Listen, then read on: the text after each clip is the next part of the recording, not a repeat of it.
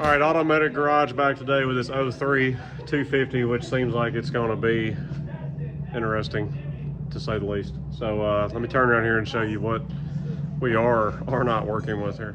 So it's a 03, brought to us from around Louisville, Kentucky, I believe, and you can tell it's been in the salt country. So crank no start. It was at some shade tree mechanic's house. And they got the feeling he was throwing parts at it when he had it for 5 months and made no progress on it. The story before it went there was you can run and drive the truck. It would cut off after you drove it for 30 or 45 minutes. You could let it sit for about the same amount of time and it'd crank back up. You drive it that much further. So the list they told me on the phone that the mechanic had thrown on this was, I believe it was ICP and IPR. I think that's the only two things he did other than an oil change. And it had the oil we drained out of this thing. Had the cheap O'Reilly's 1540 in it. Had a micro guard filter in it. And it looks like, I mean, this thing is 3/4 empty. It looked like it was almost all this Lucas stuff, which, you know, I don't know how that works with, hey, there's the original IPR right there. Which is not a Motorcraft, because it's black on the thing there. But anyways, he did all that. They kept calling me a couple times saying, what should we do? And I said, you need to have air tests. What is it doing for ICP? Well, he doesn't have this, he doesn't have that, he don't know how to do this. So that's where we're at. It's building, before I took the batteries out, I should have done this, but it's building 75 on ICP. Got our new high pressure pump in, J2, ICP sensor. What else we're doing? Oh, we're doing an oil cooler, so we got to clean that all up. We're going back with the USA made oil cooler. We're all apart here. I believe I showed it. I don't know. It's been a few days since I tore this apart, but only heard air coming from the high pressure oil pump area, and this is the early style pump that's problematic. So that's where we're going on this. So I'm gonna get that all put in, torqued down. Gary's cleaning the lid up right now. We're gonna Bluetooth the EGR and replace the oil cooler, and then we should have this back and going. But main reason I'm videoing this is this spent 4 months at someone else's shop, and they fought trying to get him to, they kept calling me, hey, what do we need to do? It's like, it sounds like you got a high pressure oil leak. It's probably the high pressure pump. Need to air test it, need to do this. What's your ICP? They kept relaying the information to the guy. It sounded like he didn't have a good scan tool, and it sounded like he didn't know about how to air test these. I'm not faulting the guy, but if you don't know how to work on something, do your research or tell somebody, hey, this is over my head, instead of holding on to their truck for forever. And then I think they spent upwards of $2,000 with that guy and didn't get anywhere with fixing the truck, and then hauled it. I think they're 5 or 6 hours away, hauled it all the way down here after finding us on YouTube and stuff to get this fixed. So we're gonna have this truck back fixed for their son to drive. But that's the main reason I'm making the video. It's just, I don't know, there's so many people who don't know about how to diagnose this stuff. All right, so we've got our new high pressure oil pump in. I put the existing IPR back in. The screen was clean. You can tell it's a newer IPR. I can't tell what brand it is, but I'm not trying to waste any more of their money than I have to. We did do a new ICP sensor with the pump, and of course new gasket when we resealed all that. New Motorcraft USA made oil cooler that you can't get anymore is in there.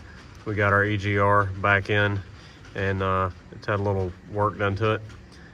So now we're getting ready to do new intake gaskets, new donut, and put the intake back on. This is a 03, which has the fun crossover and the back. So we're gonna put that on, get our turbo pedestal in, get the turbo sat in here, and before I probably bolt the turbo down and to the up pipes on that, I'll probably just run the supply line and the drain back on it. Don't bolt it in, and I'm gonna go on and make sure that this is gonna build high pressure oil and that we don't have any other existing problem on here, which we shouldn't, but it's cheap insurance to check before you put it completely back together. So let me get there and we should have this problem fixed. All right, we've cleaned all of our intake bolts up on the wire brush. I just don't believe in putting parts back on dirty.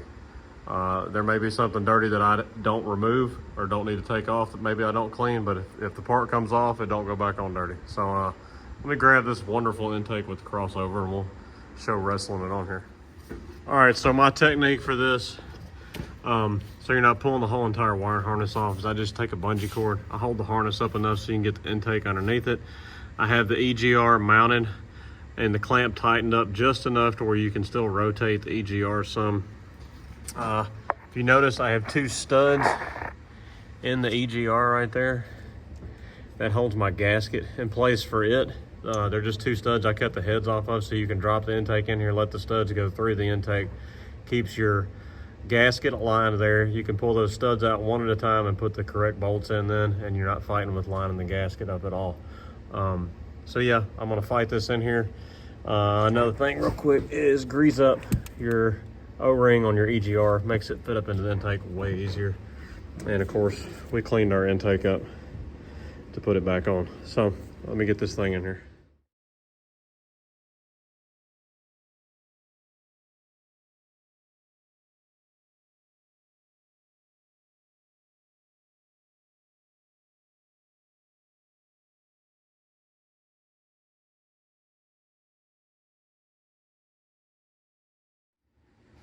All right, we're all together, filled up with the Rotella 540 Motorcraft FL 2016 filter and our Cat EC1 coolant.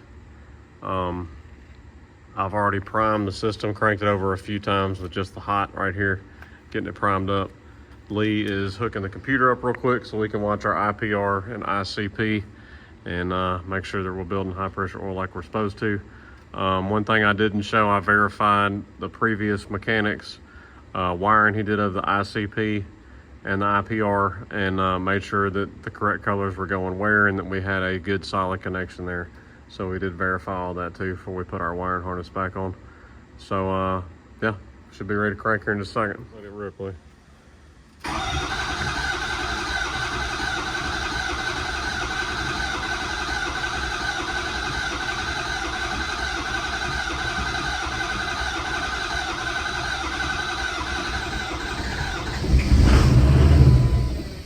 All right, so the video stopped the other night and we didn't get the truck cranked. It hit that one time that I think we got on video and then it immediately shut off. So I started looking at what it was doing. I was like, man, it just built pressure and just cranked up and now it's not. Well, I went to go pull the IPR and with one turn, this just came right off, which it's not technically meant to come apart. It can come apart, yes, because it is threaded. So with this being an 03 and the crossover in the back, I was able to get my vice grip needle nose on this and get about this much of a turn every single time. So it took me about 40 minutes to get it out because I did not want to pull the intake with brand new intake gaskets and all the new O-rings on the fuel lines and everything else and go to taking all that apart. So pulled this out, put a new IPR in it, and the truck is running.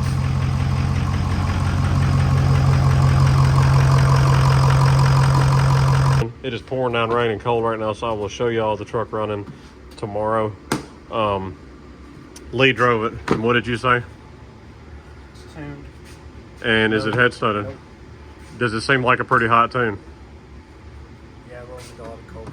So what kind of shape you think the head gaskets are in?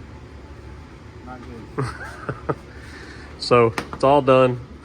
Truck is tuned. He said it actually drives good despite being lightened up quite a bit with the rust holes on it. He said it drives pretty good. But anyways, the IPR, and this is probably an Amazon. China. It has no name on it.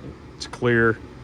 It's clearly not a Ford. China. I know it's not a standard ignition either because they're black. China. So I don't know.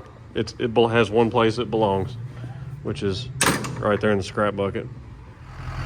All right, guys. So the 03 is running excellent. They're back down from Kentucky to pick it up. They brought some fresh batteries because the previous mechanic had just ruined these.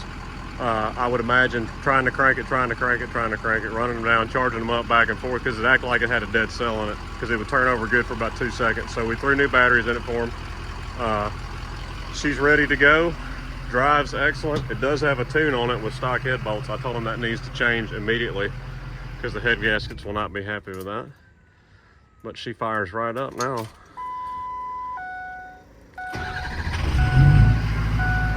And the truck actually drives great. I was telling him it's a shame it's got the rust on it that it has because it drives good, it rides good, and it runs good. Just need to get that tune off of it. So long story short, guys, this is not me dogging on anybody, but be careful who you trust your truck with and trust your money with on telling you what's going on with something. If you feel uncomfortable about, like, if it's not in their wheelhouse or they don't really know what they're talking about, this mechanic actually called me. They were calling me, asking me questions about, hey, this guy has it, what do we need to do? And he called me and I explained to him about air testing the system. He didn't know about the air tester. He didn't know about buzzing injectors. He didn't know about looking at ICP and IPR and all that, and that's fine. He's probably a great mechanic on other things. But these trucks are very specific. The 7.3, the 6.0, the DT466, the DT530, Cat 3126, they all have this kind of odd injection system to them that a lot of people don't understand how it works. He was going after the fuel system, had him replace the fuel pump and everything else because he said it's not getting fuel, it's not getting fuel. When it's just as simple as understanding how this injection system works. But for any of y'all out there that's looking for some help, there's people coming from all over to get their trucks fixed. And if you don't want to bring it here, call me. I can help walk you through it or help maybe point you in the right direction with this. Contact info is on our website, automedicgarage.com. So anyways, like I said, one detailed video just kind of showing where things can end up and how money can be wasted if it's not diagnosed right. It's just as simple as a high pressure pump. So go check us out at automedicgarage.com, Facebook and Instagram. If this video has helped you out, or if any of our videos have helped you out on diagnosing your truck, fixing your truck, or you just want to help support the channel here, go visit our Patreon and consider becoming a member of that. We do some behind the scenes videos that we don't normally put on YouTube. It's usually us doing some stuff on our own truck, stuff like that. I'm going to start putting some other content on there also, maybe some specific how-to stuff for the 6.0s and 7.3s and stuff like that on there also. But we have some merch on our website also if you want to support us that way. But we appreciate y'all. It's Automedic Garage signing out. We'll holler at y'all later.